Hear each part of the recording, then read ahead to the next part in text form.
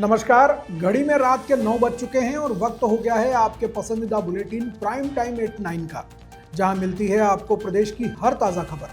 आप देख रहे हैं बीबीसी राजस्थान और मैं हूं आपके साथ हेमंत पाठक राही। चलिए शुरुआत करते हैं आज की सबसे अहम खबरों के साथ। डालते हैं एक नज़र आज की सुर्खियों पर।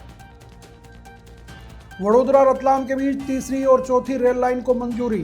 259 किलोमीटर की परियोजना से विकास की रफ्तार बढ़ेगी। हरित राज सिंह मेवाड़ ने फरारी रैली को दिखाई हरी झंडी। उदयपुर के सिटी पैलेस में हुआ शुभारंभ। 21 लग्जरी कारें हुई शामिल। राम के पथ पर 4 दिवसीय श्री राम कथा प्रारंभ। 30 से अधिक संस्थाओं के सहयोग से हो रहा है आयोजन। भीलवाड़ा के मुख्य बाजार में कांग्रेस नेता पर फायरिंग। बाइक पर आए बदमाशों ने तलवार से भी किया हमला। उदयपुर अहमदाबाद हाईवे पर हुआ भीषण हादसा। मां, बेटे, बहू व एक अन्य व्यक्ति की हुई मौत। कार पलटी तो डिवाइडर पर खड़े हुए, वहां एक ट्रक ने उन्हें रौंद दिया। रतलाम में फेस्टिवल स्पेशल ट्रेनों का संचालन हुआ शुरू। 5 विशेष ट्रेनों के संचालन की गई घोषणा। दीपक और मोमबत्ती जलाकर लोगों ने किया अनोखा प्रदर्शन। उदयपुर के पास मनवा खेड़ा में बंद पड़ी हैं रोड लाइटें। तो ये थी आज की बड़ी सुर्खियां। अब बढ़ते हैं खबरों की पूरी रिपोर्ट की ओर विस्तार से। केंद्र सरकार ने वडोदरा से रतलाम के बीच तीसरी और चौथी रेल लाइन के निर्माण को हरी झंडी दे दी है। यह परियोजना Delhi Mumbai high density network का अहम हिस्सा होगी और जिससे पश्चिमी भारत के औद्योगिक और यातायात ढांचे को नई मजबूती मिलेगी। परियोजना की कुल लंबाई 259 किलोमीटर होगी, जिसकी लागत 8,885 करोड़ रुपए तय की गई है। निर्माण कार्य को 3 वर्ष में पूरा करने का लक्ष्य रखा गया है। इस खंड में रेलवे द्वारा 5 बायोडक्ट, 57 मुख्य पुल, 216 छोटे पुल, 8 रेल ओवरब्रिज और 87 रेल अंडर ब्रिज और 4 सुरंगें बनाई जाएंगी। रेल मंत्रालय के अनुसार इस परियोजना से न केवल मालगाड़ियों की गति और वहन क्षमता बढ़ेगी, बल्कि यात्री ट्रेनों की समयबद्धता में भी सुधार होगा।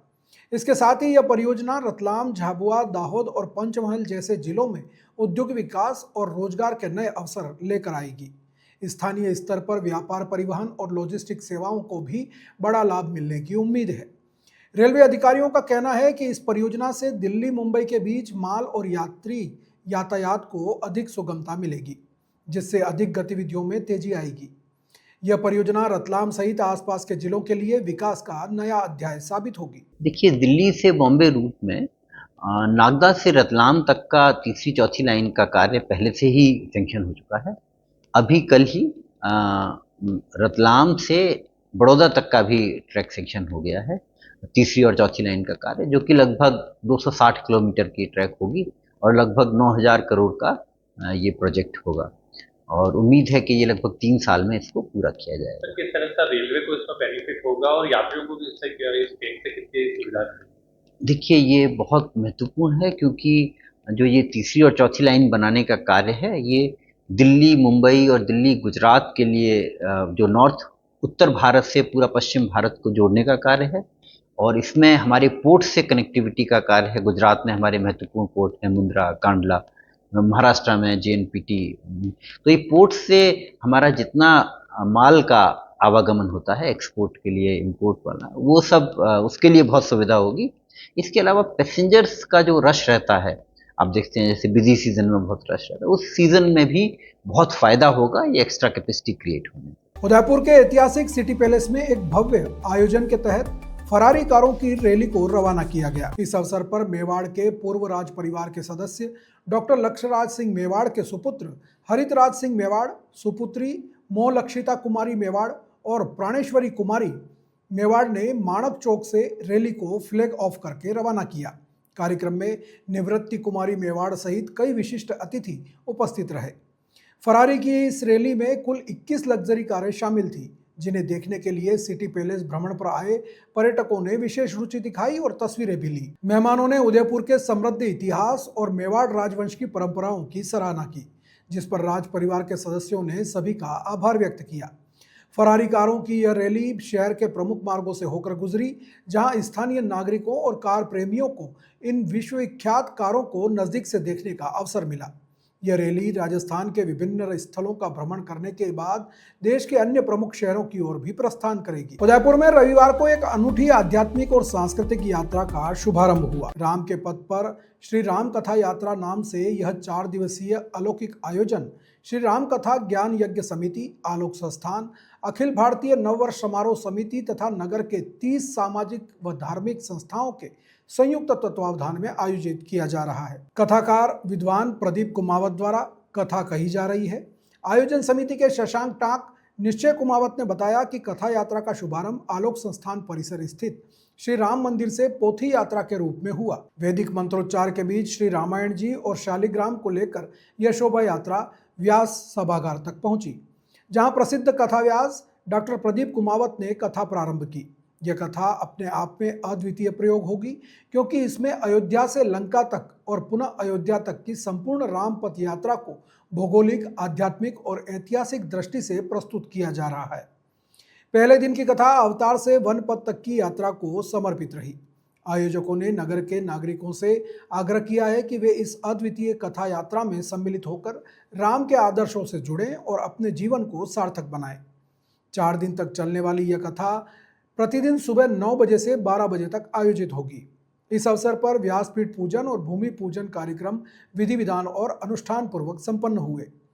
बालक राम की मूर्ति को विधि विधान से चल प्रतिष्ठा की गई तथा व्यास पीठिका एवं भूमि पूजन कार्य गंगा जल छिड़काव, गोमूत्र छिड़काव के साथ संपन्न हुआ। भीलवाड़ा शहर के सदर बाजार में शनिवार शाम उस वक्त अफरा तफरी मच गई जब 2 बाइक सवार युवकों ने पूर्व सरपंच और कांग्रेस नेता हरफुल जाट पर बीच सड़क पर हमला कर दिया। आरोपियों ने पहले तलवार से वार किया और बाद में देसी कट्टे से फायरिंग कर दी, जिससे हरफुल जाट के पैर में गोली लगी।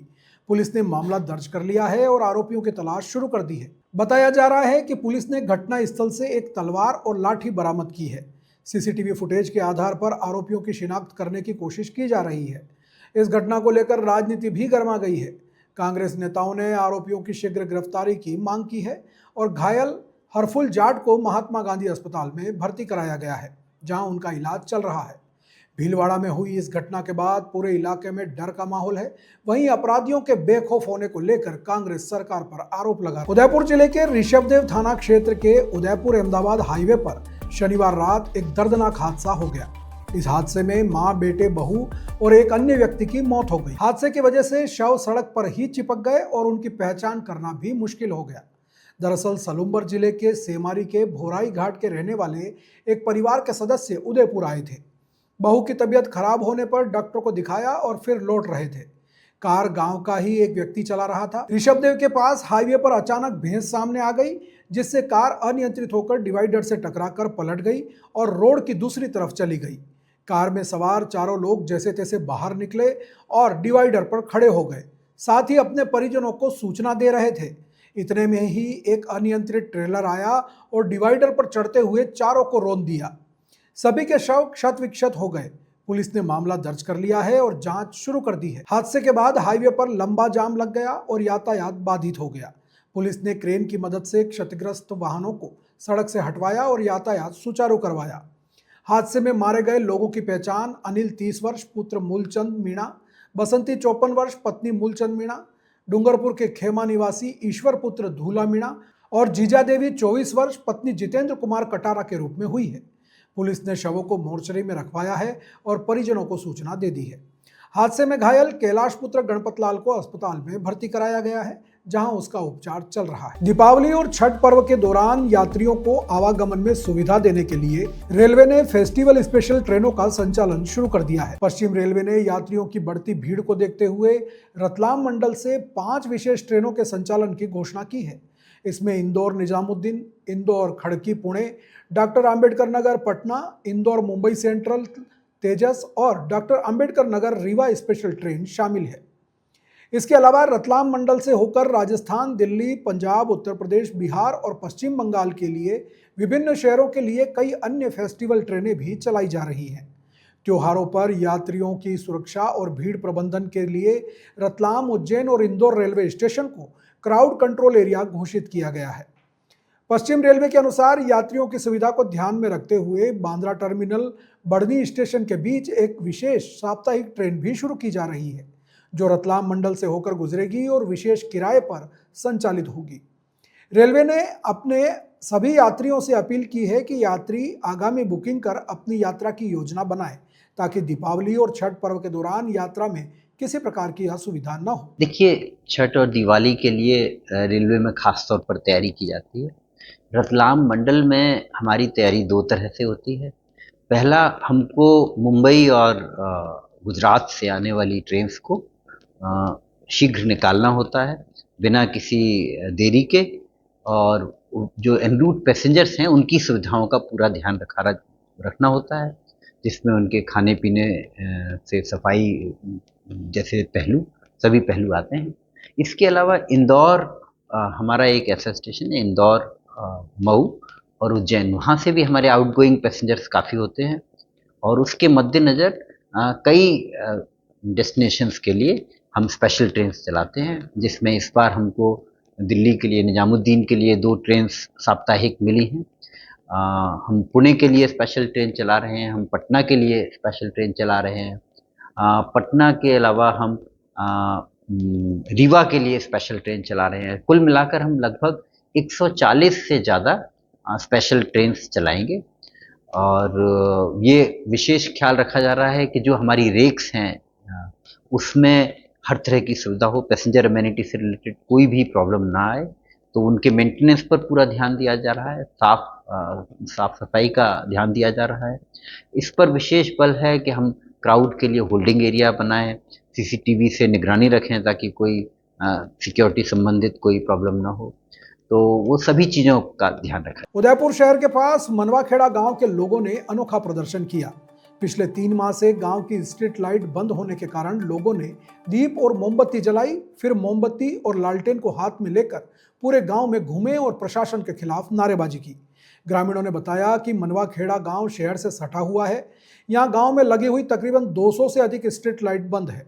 पंचायत से कई बार शिकायतें करने के बाद भी इसको लेकर के कोई समाधान नहीं हुआ है। पंचायत का कहना है कि नगर निगम में गए तो वहां कहते हैं कि अभी पंचायत का चार्ज नहीं आया है। दोनों जगह से किसी प्रकार का कोई समाधान नहीं हो पाया। गांव में अंधेरा पसरा रहता है, लोग बाहर नहीं निकल पा रहे हैं। इसी कारण सभी लोग इस प्रकार का विरोध प्रदर्शन करने को मजबूर हैं। ग्रामीणों ने प्रशासन से जल्द स्ट्रीट लाइट की समस्या का समाधान करने की मांग की है। जी, क्या प्रदर्शन है आज, क्या समस्या है गाँव की? आज हमने विगत 3-4 माह से ये स्ट्रीट लाइटें बंद हैं, अंधेरा है। पूरी बारिश में हम गुहार करते रहे, लाइटें नहीं चालू हुई। वो हमने पंचायत में दिया, फिर निगम में, फिर यूडीए में गए तो भी लाइटें चालू नहीं हुई। आज हमने ये विचार किया, त्यौहार 2-3 दिन बाद, बड़ा त्यौहार है, हिंदुओं का बड़ा त्यौहार मानते हैं दीपावली, और रोशनी होती है, लेकिन हमारा गांव अंधेरे में खड्डे में गिरा हुआ है।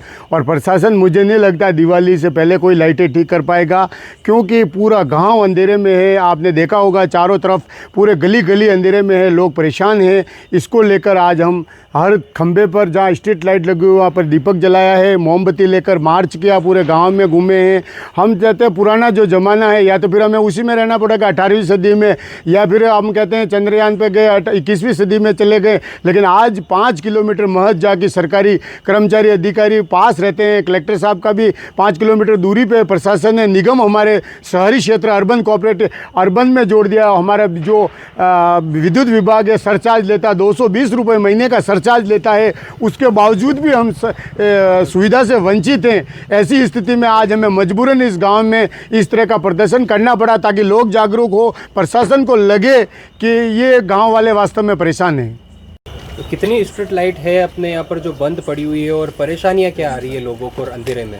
देखो, हमारी पंचायत थी जब 200 करीब लाइटें हर खंबे पे लगवाई थी, और जब पंचायत हमारी इसमें नगर निगम में शामिल हो गया ये गांव, तो उसके बाद ये पंचायत के हाथ में रही नहीं। और नगर निगम में हमने कंप्लेन भी की तो उन्होंने वापस पल्ला झाड़ दिया पंचायत के ऊपर ना। पंचायत जबकि परिसमन हुआ था, हमारी कैंसिल हो गई है। हम यही चाहते हैं नगर निगम से हर खंबे पे हमारी वापस लाइटें जलाई जाए। ये दीपावली का त्यौहार आ रहा है, हम भी गाँव वाले भी चाह रहे हैं कि उजाले में बैठे हम भी। तो ये थी आज की बड़ी खबरें। राज्य की हर छोटी बड़ी हलचल को जानने के लिए जुड़िए हमारे साथ हर रात 9 बजे BBC राजस्थान प्राइम टाइम 8-9 पर। अगर आप भी अपने क्षेत्र, संस्था, समाज या संगठन की खबरें हमारे साथ साझा करना चाहते हैं तो हमसे संपर्क करें 9414102499 पर। और राजस्थान की हर ताज़ा जानकारी के लिए फॉलो करें और सब्सक्राइब करें हमारे इंस्टाग्राम और यूट्यूब चैनल BBC राजस्थान को। नमस्कार।